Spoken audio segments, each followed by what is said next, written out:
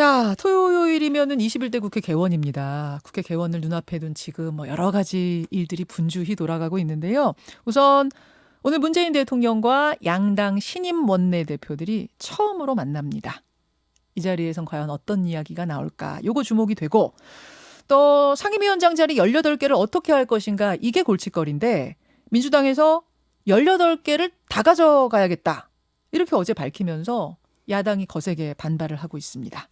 돌아가는 정치권 상황, 여당 최고위원 모시고 얘기 좀 나눠보죠. 서른 최고위원 나오셨습니다. 어서 오십시오. 네, 반갑습니다. 민주당의 서른입니다. 예. 반갑습니다. 대통령과 신임 원내대표 두 분이 오늘 처음 만나시네요. 네. 점심에.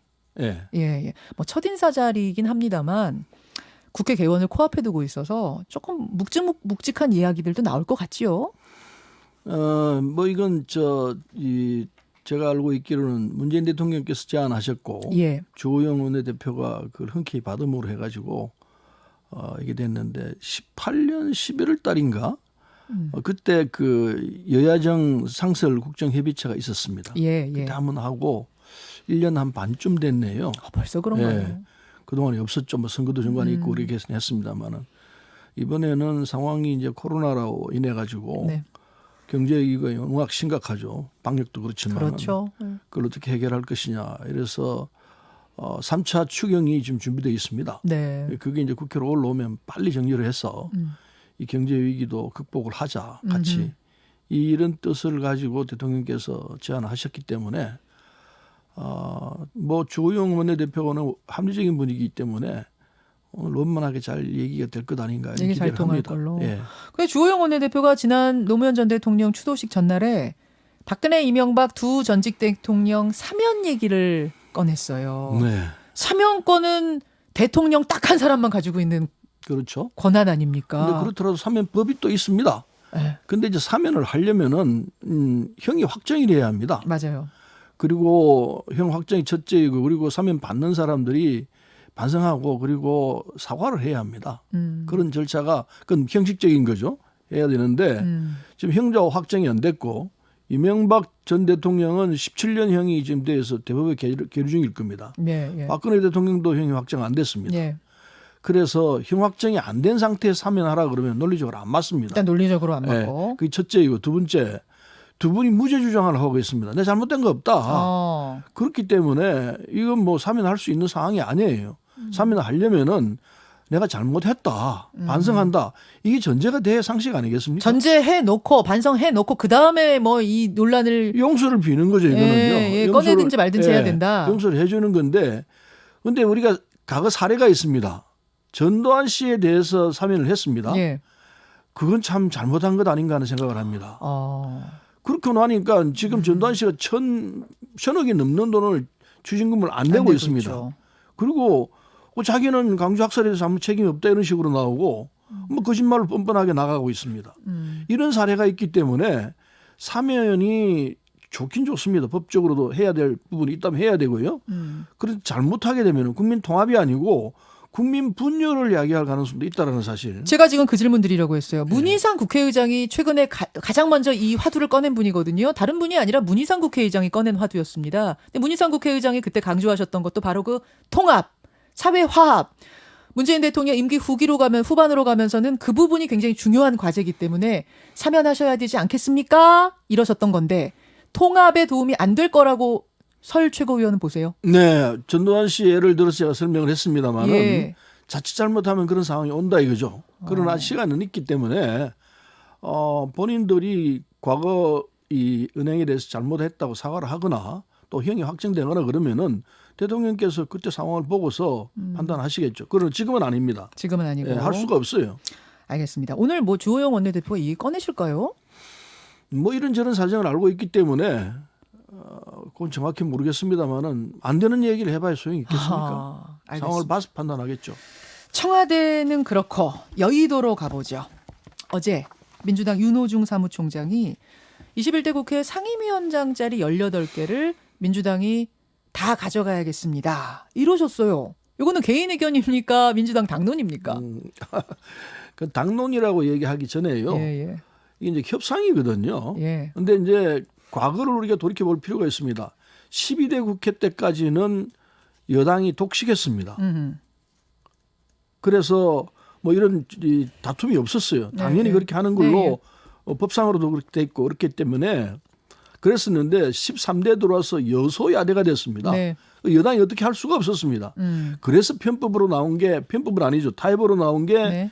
이 여야가 위원장을 나눠 갖는 지금 형태 이게 그렇죠. 이제 관행으로 내려왔습니다. 예. 그런데 이번에 이제 177석, 180석 됐지 않습니까? 네. 여당이 그런 처지에서 물론 협치를 하고 여야가 타협을 해야 합니다. 기본은 그겁니다. 예. 그런데 그렇지만은 과거처럼 또 몽리를 부린다거나 이해할 수 없는 조건으로 계속 이렇게 이 국정을 발목 잡는 형태가 된다면은 여당 입장에서는 국민이 180석을 만들어줬는데 177석을 만들어줬는데 뭐 하고 있느냐 이런 소리를 들을 수 있습니다. 그건 대단히 안 된다고 생각하죠. 그래서 이건 야당하기 달렸다고 생각합니다. 야당이 협조를 잘 하셔가지고 예. 지금 코로나로 만들어진 이 세계적 대재앙에 신속히 적응할 수 있도록 하려면은 예. 바로 그대로 여야가 힘을 합쳐야 되거든요. 그런 마인드를 가지고 있느냐? 그런 마인드 가지고 있다라고 얘기하면은 그러면은 요거는 다시 뭐 협치할 수 있죠. 비율로 나눌 수 네. 있는 거예요? 나는 그렇게 생각합니다. 아. 야당이 그런 자세를 가지고 우리 논의를 같이 하자. 예. 함께 이 난국을 극복하자. 그런다면 얼마든지 해나가야죠. 근데 왜 야당에서 지금 협조 안 하겠습니다. 그러실 리는 없잖아요. 그러진 않는데요. 내용으로 보면은 속내가 지금 그런 것 아닌가 하는 의심을 지금 우리 하고 있습니다. 예를 들면 어떤 부분을? 이를테면은 이 국회가 이 개원을 해야 합니다. 네. 개원은 주호영 대표도 개원 시점에 맞춰서 하겠다 이렇게 얘기를 하는데 그 시점에 맞춰서 할 자세를 갖춰야 됩니다. 이를테면은 법사위 문제라든지 애결이 문제를 네. 이거 어떻게 할 것인가. 상식으로 보면은 이건 당연히 여당이 가져가는 게 맞습니다. 저는 그렇게 봅니다. 과거 간행 얘기를 했습니다마는 그런 등등의 문제를 제대로 풀 자세가 되어 있느냐 여기에 따라 가지고 상황은 바뀔 수 있다고 봅니다. 사실은 저도 그 생각했거든요. 어제 18석 다 가져가는 게 맞다라는 말씀하셨을 때 이게 예결위원장과 법사위원장 지금 협상 이루어지는 것에 어떤 연결된 게 아닐까 요 생각을 했는데 지금 말씀 듣고 보니 뭐 그렇게 해석이 되네요. 법사위원장, 예결위원장 민주당이 가져가는 게 맞다. 그럴 네. 테니 그것을 협조의 어떤 전조, 상징, 사례로 우리는 보겠다. 이 말씀이시네요. 그러면 그때는 18석 좀 나눠서 예전 관행처럼 갈 수 있다. 이게 이제 협치가 중요하다고 되어 있고요. 예. 그리고 협치를 해야 합니다. 무엇보다 타협을 해야 합니다. 타협은 합리적이어야 되거든요. 네. 과거처럼 몽리 부리고 억지 쓰고 이렇게 되면은 그건 타협이 아니고 그냥 일방으로 끌려가거나 끌어당기거나 이런 상황이기 때문에 그런 비합리적인 방법은 안 된다. 그러지 말자.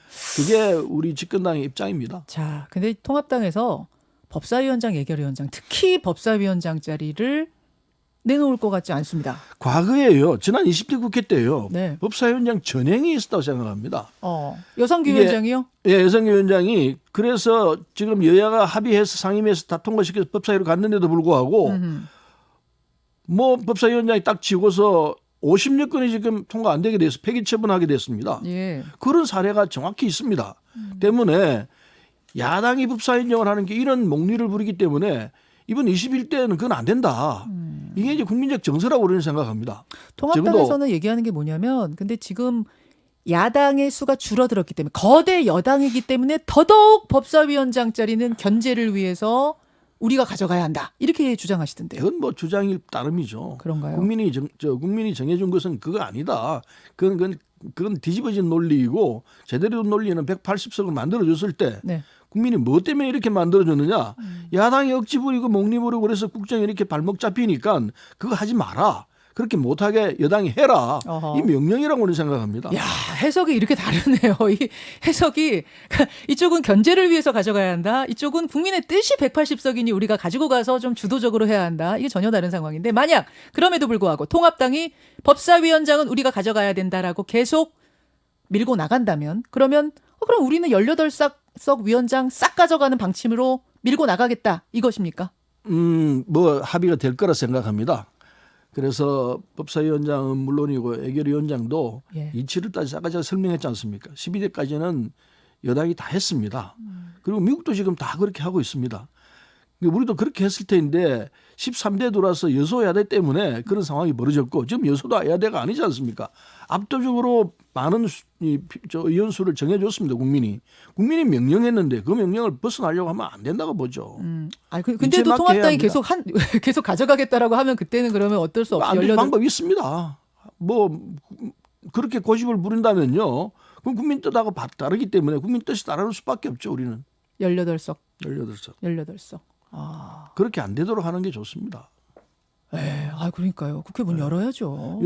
열기 전부터 이렇게 싸우는 분위기 가면 이건 아닌 것 그게 같은데. 이제 뭐 정치에서는 밀고 당기고 있을 수 있습니다만은 네. 그 정도껏 해야 한다고 생각합니다. 알겠습니다. 예. 굉장히 그 부분에 대해서는 뭐 강경한 입장이라는 걸 민주당 입장 확인할 수가 있는데, 자, 서른 최고위원님, 그나저나 어제 민주당 당선인 워크숍은 잘 치러졌나요? 네, 아주 뭐 화기애애하게 그리고 진지한 자세로 임했습니다. 의원들이 과거하고 많이 달라졌어요. 또 과거에는 어땠는데요? 중간에는 막 예. 빠지고 막 그랬었거든요. 커피 마시러도 좀 나가시고 이렇게. 근데 이번에 보니까 다들 진지하게 메모하면서 다 듣는 자세였고, 예. 그게 이제 조금 이게 바뀌었구나. 의원들이 물론 물갈이도 많이 됐습니다만은 의원들이 갖고 있는 기본 자세가 과거는 사뭇 달라졌구나 이런 걸 좀 느꼈습니다. 어떤 얘기들이 주로 오갔어요? 뭐 경제 관련된 얘기도 많았고요. 이 코로나19를 어떻게 극복할 것인가, 그게부터 시작해서 그리고 선거에 대한 평가, 그리고 지금 대통령이 갖고 계신 국정 전반에 대한 이 방향, 예. 뭐 이런 거 등등들이 나왔기 때문에 대단히 유익한 시간이었습니다. 그런 게 자리를 안 뜨죠. 사실은 지금 코로나19 상황이기 때문에 여느 때의 워크숍하고는 좀 달랐긴 하겠어요. 네, 긴장감이 있었고, 심각해서. 긴장감이 있었고 진지하게 받아들였습니다. 그렇게 생각이 되네요. 근데 뭐 당선인 이야기를 하다 보니까 윤미향 당선인 얘기를 안 여쭐 수가 없습니다. 어제 안 왔어요, 윤미향 당선인. 네, 어제 안 왔습니다. 예. 불참했습니다. 어떻게 해야 된다고 보세요? 먼저요. 이게 이제 윤미향 당선인에 대한 이게 이 잘못 전달되어 있는 부분이 많이 있습니다. 저도 그 내용을 들여다봤는데, 그래서 조만간에 윤미향 당선자가 자기가 갖고 있는 예금 구자하고 계좌하고 그동안에 썼던 이 사용처 이런 거 등등을 지금 면밀하게 검토하고 있는 걸로 알고 있습니다. 발표를 위해서? 네, 발표를 위해서. 그렇게 되면은 그걸 놓고서 시시비비를 갈아버릴 필요가 있다 생각하죠. 뭐가 잘못됐다. 이 부분은 잘못된 거 아니냐. 그럼 당선인이 또 얘기를 하겠죠. 그 과정을 거치고 나야 뭐 매도를 하든지 뭐 벌을 주든지 아니면 별 문제가 없구나. 지나치게 언론에서 부풀렸구나. 뭐 이런 등등이 나올 거라 생각합니다. 그 과정이 있기 때문에 좀 지켜봐야 할 것 같고, 그다음 또 거꾸로 이용수 할머니에 대해서 이 안 좋은 얘기를 하는 측도 있어요. 난 그것도 잘못됐다 생각합니다. 이용수 할머니는 고통을 당하신 피해자이기 때문에 그분 우리 사회가 보호를 해야 될 기본적인 책무가 있습니다. 그 작업에 충실해야 한다 생각하고요. 그래서 양쪽을 놓고 잘 보고 상황을 전개하면 된다 생각하고, 윤미향 당선자가 빨리 이 상황에 대해서 설명하는 게 필요하다 생각합니다. 내일 모레면은 국회의원 되는 분이잖아요. 그렇죠. 민주당 국회의원이기 때문에 뭐 민주당에서 지금 손 놓고 계시는 건 아닐 테고 계속 면밀하게 대화하고 있습니다. 계시죠. 계좌를 준비하고, 그러니까 소명 자료들을 준비하고 있단 말씀이고. 그럼 국회 개원 전에 기자회견이라든지 어떤 발표가 있습니까? 뭐 날짜는 정확히 잘 모르겠는데 저는 준비하고 있는 거로 들었습니다. 오늘이 목요일인데. 네. 그럼 토요일에 국회의원이 되는 거니까 내일? 뭐 되고 안 되고 그 시점은 큰 문제가 아니면 당선인이면은 뭐 당선인이면은 당선인으로서의 역할이 있을 터이고 당선인에서 의원신문 넘어갔다 그래가지고 무슨 큰 변화가 있는 건 아니라고 봅니다.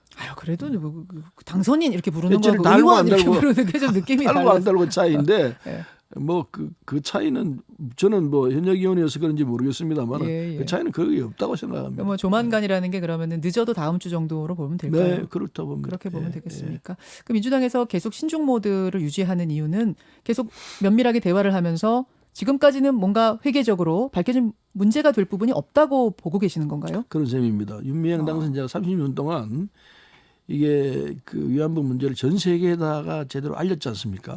그 공적에 대해서 우리가 너무 인색할 필요는 없다고 생각합니다. 공적에 대한 부분과는 인정을 해야 될 것 별개라. 같고, 근데 그 30년 동안 하면서 생겼던 여러 가지 문제점들이 있을 수 있다고 봅니다. 그건 그것대로 또 따져야 합니다. 네네. 공과를 정확히 나눠서 구분해서 따져야 되는데 지금 뭐 거의 신상털기식으로 그냥 온갖 걸 다 집어내가지고 얘기하는데 들여다 보면은 그게 사실한 게 과장돼 가지고 나온 부분도 많이 있거든요. 그래서 유명 당선인은 억울하다고 얘기할 부분이 있을 거라고 봅니다. 근데 그런 거 등등을 다 놓고 국민한테 밝히면은 그때 이제 뭐 이 얘기를 놓고 하면 되겠죠. 어제 뭐 여론조사 결과 보니까 국민들의 70%가 사퇴해야 된다 이렇게 말씀을 하셨던데 그럼 이 여론도 지금 잘 뭐 정확히 몰라서 이런 여론이 그런 부분이 만들어진다고 있을 수 있다고 보세요? 봅니다. 아니 왜냐하면은 당이라는 곳은 사실 여론에 상당히 부담을 느낄 수밖에 없을 것 같아서. 그렇죠. 우리도 뭐 그럴 수밖에 없죠. 그래서 예. 정확한 내용을 전달할 필요가 있다.